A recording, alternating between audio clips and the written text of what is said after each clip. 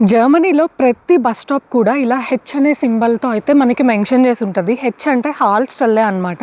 అంటే స్టాప్ అని చెప్పేసి.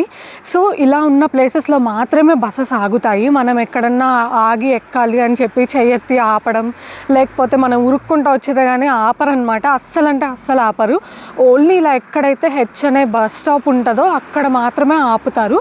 అండ్ అలాగే అక్కడ ప్రతి చోట కూడా మనకి ఇలా ఒక ఇన్ఫర్మేషన్ అనేది ఉంటది. అంటే బసెస్‌కి సంబంధించింది.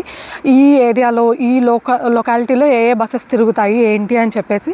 అండ్ అదే కాకుండా మనకిక్కడ ఈ బస్ స్టాప్‌లోకి ఏ నెంబర్ బసెస్ వస్తాయి. జనరల్‌గా ఇక్కడికి బస్‌కి నెంబర్స్ ఉంటాయన్నమాట. సో, ఏ నెంబర్ బసెస్ వస్తాయి అని చెప్పేసి అయితే ఇక్కడ ఉంటదనమాట. క్లియర్‌గా మెన్షన్ చేసి ఉంటది.